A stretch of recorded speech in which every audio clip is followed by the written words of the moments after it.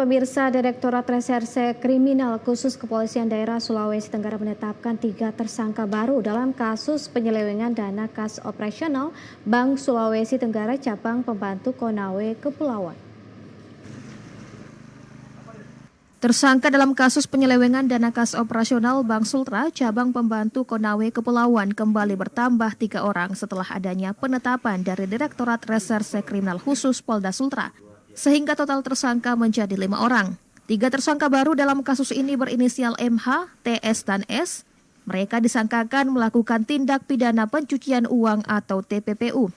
Wakil Direktur Reserse Kriminal Khusus Polda Sultra, AKBP Didik Ervianto mengatakan, ketiga tersangka tersebut adalah wira swasta yang menerima aliran dana dari tersangka utama, di mana tersangka TS diduga menerima dana sebesar 1,55 miliar, lalu tersangka S diduga menerima 2,4 miliar, serta tersangka MH diduga menerima 1,9 miliar lebih. Ketiga tersangka dijerat dengan pasal 5 ayat 1 junto pasal 2 ayat 1 Undang-Undang Republik Indonesia nomor 8 tahun 2010 tentang TPPU dengan ancaman hukuman penjara paling lama 15 tahun.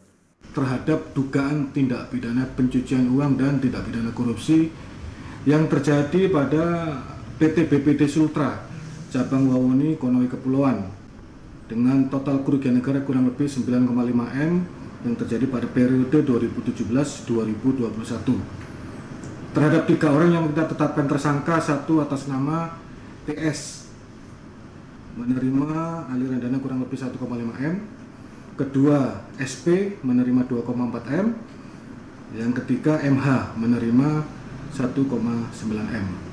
Total barang bukti yang sudah kita amankan saat ini sejumlah kurang lebih 1,4 M.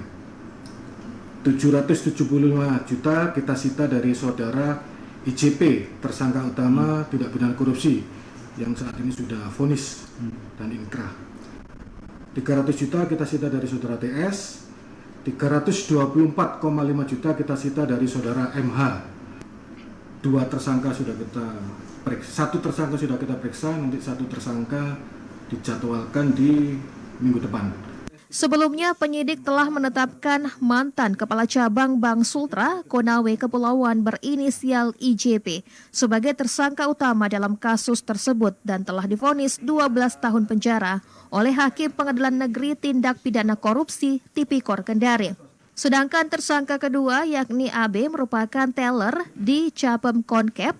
Ia ditetapkan sebagai tersangka pada bulan Mei 2022 dan saat ini tengah menjalani sidang di Pengadilan Negeri Tipikor Kendari. Gunawan Agus Wahyudi, TVRI Sultra melaporkan.